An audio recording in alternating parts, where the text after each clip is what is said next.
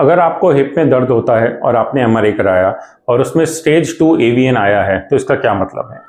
AVN या avascular necrosis का मतलब है कि हिप में या कूल्हे में ब्लड सप्लाई जानी कम होती जा रही है, जिसकी वजह से वहाँ की हड्डी मर रही है।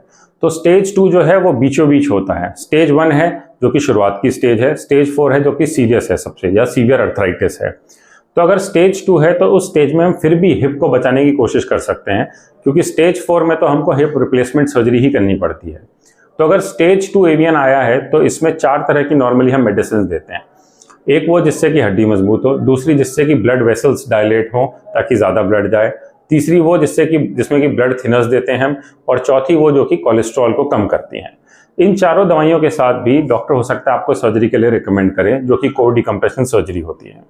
इस सर्जरी में हम हिप के उस भाग में जहाँ पे कि ब्लड सप्लाई कम हो रही है, ड्रिल से कुछ छेद बना देते हैं ताकि अंदर का प्रेशर भी कम हो जाए, और जब नई हड्डी बने तो साथ में नया ब्लड सप्लाई भी बने, जिससे कि जो हड्डी खराब हो रही है वो रिस्टोर हो जाए।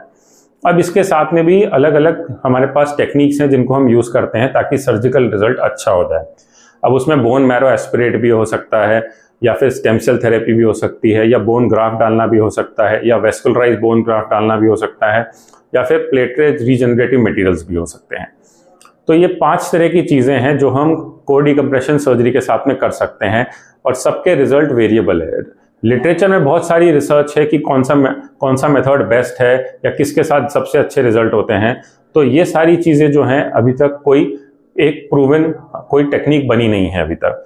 तो इसलिए वो आपके सर्जन के ऊपर है कि वो किस तरह के रिसर्च को ऑनर करते हैं या किस तरह की उनकी ट्रेनिंग रही है कि वो कोर डिकम्प्रेशन के साथ क्या क्या करना चाहते हैं।